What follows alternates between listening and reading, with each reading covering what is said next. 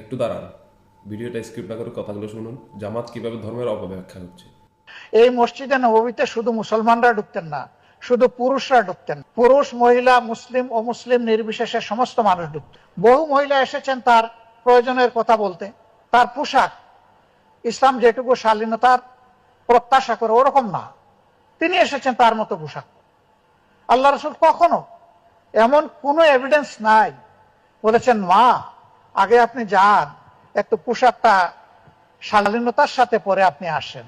Never, কখনো বলেন নাই। একটি রাজনৈতিক দলের নেতা বলেছেন যে আল্লাহর হাবিব নূর নবীজি মুহাম্মদ সাল্লাল্লাহু আলাইহি সাল্লামের কাছে মসজিদ নববীতে নারীরা তাদের ইচ্ছে মতো পোশাক পরে আসতো, মানে পর্দা করতো না।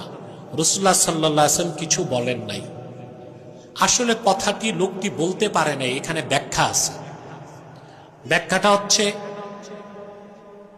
আয়াতুল হিজাব, হেজাবকে আল্লাহ যে ফরজ করছেন, জিলবাবকে ফরজ করছেন, জিলবাব বোরখা পরি যে জন্য, কথা বুঝে না। এই আয়াত নাজিলের আগে তো মক্কা মুকাররমায়, মদিনা মুনাওয়ারায় কোন মুসলিম নারীও পর্দা করতো না, কারণ তখন তো হুকুমটাই নাজিল হয় নাই। পরবর্তীতে আল্লাহ হেজাব বা জিলবাব পরাকে বাধ্যতামূলক ফরজ করে দিচ্ছেন প্রাপ্তবয়স্কা নারীদের জন্য। তো যখন ফরজ, মানুষ এদেরকে এমনি এমনি মুনাফিক বলে না, এরা আসলেই মুনাফিক।